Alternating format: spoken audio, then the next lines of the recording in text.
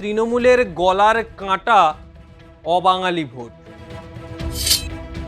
এই অবাঙালি অধ্যুষিত জায়গাগুলোই তৃণমূলকে সেই ডিভিডেন্ড আর দেয়নি।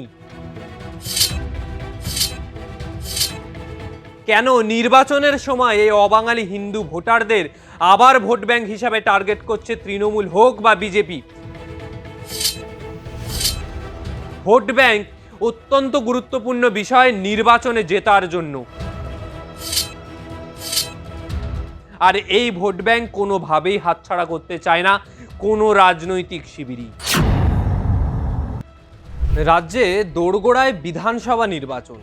এই বিধানসভা নির্বাচনের সময় একদিকে যেরকম প্রার্থী তালিকা বা কে কোন কেন্দ্রে কোন রাজনৈতিক দলের হাত ধরে প্রার্থী হবে সেই নিয়ে যেরকম টানাপোড়েন রয়েছে, ঠিক সেই সময় এই জায়গায় দাঁড়িয়ে যখন বিধানসভা নির্বাচন দোরগোড়ায়, সেই সময় তৃণমূলের গলার কাঁটা অবাঙালি ভোট।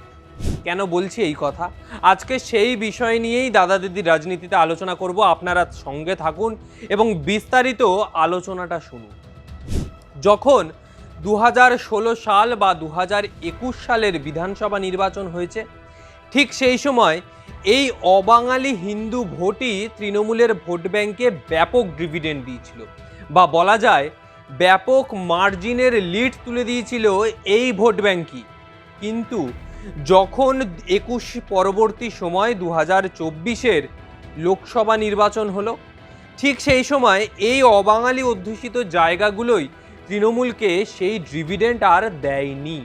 কিন্তু কেন? এই নিয়ে কিন্তু তৃণমূলের অন্দরে প্রশ্ন থেকে যাচ্ছে, কি কারণে যে জায়গায় তারা একটা সময় ব্যাপক মার্জিনে ভোট পেয়েছে, ব্যাপক মার্জিনে ডিভিডেন্ড পেয়েছে, লিড তুলতে পেরেছিল তারা, সেই জায়গাতেই আজকে তারা পিছিয়ে পড়ছে। এর উত্তর খুঁজছে তৃণমূল। আর এই জায়গায় দাঁড়িয়ে কলকাতা লাগোয়া বেশ কিছু জায়গাকে টার্গেট করেছেন মমতা বন্দ্যোপাধ্যায়। কলকাতা বন্দর, ভবানীপুর কেন্দ্র, কিছু ওয়ার্ড অবশ্যই রয়েছে, এন্টালি, রাজাবাজার, জোড়াসাঁকো, এই জায়গাগুলোকে কেন্দ্র করা হয়েছে। এবং এছাড়াও যদি জেলার কথা বলি তাহলে মুর্শিদাবাদ, মালদা, পূর্ব বর্ধমান, আসানসোল, দার্জিলিং বা উত্তরবঙ্গের একাধিক জায়গা, এই সমস্ত বুথগুলো বা এই সমস্ত অঞ্চলের বিধানসভা কেন্দ্রিক যে বুথগুলো রয়েছে, যে জায়গায় অবাঙালি ভোটার বেশি, সেই জায়গাগুলোকে এবার টার্গেট করা হচ্ছে করে কিছু কিছু কর্মসূচি তারা নামাচ্ছে। যেমন এই অবাঙালি অধ্যুষিত জায়গাগুলোতে যে নেতৃত্বরা দীর্ঘদিন বাবদ তাদের সঙ্গে মিশেছেন, তাদেরকে আরও বেশি করে জনসংযোগে নামার বার্তা, তাদেরকে মুখ করার ভাবনায় রয়েছে তৃণমূল। কারণ এই অবাঙালি ভোট একটা ব্যাপক মার্জিনের ভোট ব্যাংক। 2002 সালে যখন গণনা হয়, সেই সময় এই অবাঙালি ভোট ব্যাংকই ছিল প্রায় 56 লক্ষের কাছাকাছি, এবং সেই সংখ্যা এখন বর্তমানে আরও বাড়ার যে ব্যাপক সম্ভাবনা, সেটা কিন্তু তৃণমূল হোক বা বিজেপি হোক, দুই রাজনৈতিক দলই স্পষ্টভাবে বুঝতে পেরে গেছে। বিজেপি বাংলায় আসার পর থেকেই, যখন বাংলায় তারা বিধানসভায় আসন পাচ্ছে, লোকসভায় আসন পাচ্ছে, ঠিক সেই সময় অবাঙালি ভোট ব্যাংক কিছুটা হলেও বিজেপির দিকে শিফট করেছিল। সেই ভোট ব্যাংক হারিয়েছে তৃণমূল, আর সেই ভোট ব্যাংককে আরও বেশি করে ধরে রাখতে মরিয়া তৃণমূল কংগ্রেস। কারণ যে সমস্ত বিধানসভার কথা বললাম বা যে সমস্ত বুথের কথা বললাম, এই সমস্ত বুথ বা বিধানসভায় একটা সময় তৃণমূল ব্যাপক মার্জিন পেয়েছে, কিন্তু সেই জায়গায় আজকে তাদের হারতে হচ্ছে। কেন? কি কারণের জন্য? জনসংযোগ, নাকি যে বাঙালি অবাঙালির যে বিভেদ সৃষ্টি হচ্ছে তার কারণে? কারণ মমতা বন্দ্যোপাধ্যায় বারংবার বাঙালিকে হেনস্থা, বাঙালি পরিযায়ী শ্রমিককে হেনস্থা, ভিন রাজ্যে বাঙালিদের অপমান, বাঙালিদের বঞ্চনা, সেই জন্যই কি অবাঙালি হিন্দুরা তৃণমূলের থেকে মুখ ফিরিয়ে নিয়েছে? তারা বিজেপিকে বেছে নিয়েছে তাদের জন্য কাজ করার জন্য বা তাদের জনপ্রতিনিধি হিসাবে?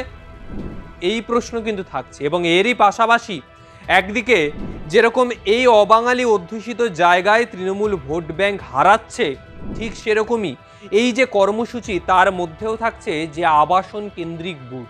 প্রায় ৭৯টা বুথ এখন আবাসন কেন্দ্রিক বুথ হয়েছে, যেখানে ৩০০-র অধিক ভোটার, মিনিমাম ৩০০, সর্বনিম্ন ৩০০ ভোটার থাকতে হবে, তার অধিক ভোটার রয়েছে। সেই জায়গাগুলোকে কেন্দ্র করে আবাসন বুথ বানিয়েছে নির্বাচন কমিশন। প্রায় ৫৮খানা নতুন বুথ নিযুক্ত করা হয়েছে, আগে ছিল ২১ এবং তারপর ৫৮, প্রায় ৭৯খানা বুথ। কলকাতায় রয়েছে, দক্ষিণ কলকাতা রয়েছে, উত্তর কলকাতা, দমদম, কাকুরগাছি, এছাড়াও আসানসোল, বর্ধমান, হুগলিতে 2টো, হাওড়াতে 2টো বুথ রয়েছে। এই জায়গাগুলোতে আরও বেশি করে জনসংযোগ, এবং যে আবাসনগুলো তাদের কোনো অনুষ্ঠান হলেও সেখানেও তৃণমূলের জনপ্রতিনিধিদের থাকার কথা বলছেন তৃণমূল সুপ্রিমো। কারণ আবাসন এখন গলার কাঁটা। শুধু তাই নয়, অবাঙালি ভোট গলার কাঁটা মমতা ব্যানার্জির। সেই কারণেই এই অবাঙালি ভোট কোনোভাবেই ছাড়তে চাইছে না তৃণমূল। আরও বেশি করে অবাঙালি অধ্যুষিত অঞ্চলে জনসংযোগ বাড়ানোর নির্দেশ দিচ্ছেন তিনি। আরও বেশি করে অবাঙালি অধ্যুষিত জায়গায় মানুষের মধ্যে মিশে গিয়ে তাদের সুবিধা অসুবিধার কথা জানার কথা বলছেন তিনি। তাহলে এত বছর কি হলো? এত বছরেও সেই উদ্যোগ কেন নেওয়া গেল না? কেন নির্বাচনের সময় এই অবাঙালি হিন্দু ভোটারদের আবার ভোট ব্যাংক হিসাবে টার্গেট করছে তৃণমূল হোক বা বিজেপি, দুই রাজনৈতিক দলই? কারণ এই ভোট ব্যাংক তৃণমূল হোক বা বিজেপি, দুটো দলকেই ডিভিডেন্ড দিতে পারে, দুটো দলকেই নির্বাচনের সময় আরও বেশিভাবে আরও একটা পদক্ষেপ এগিয়ে দিতে পারে। আর সেই সুযোগকেই কোনোভাবেই কোনো রাজনৈতিক দল বর্তমান সময়, যখন নির্বাচন একেবারে দোরগোড়ায়, আর কিছু দিনের অপেক্ষা, তারপরে নির্বাচনে নির্ঘণ্ট প্রকাশ হয়ে যাবে, কবে থেকে এই নির্বাচনী উৎসব শুরু হবে বাংলায় সেই নির্ঘণ্ট প্রকাশ হবে।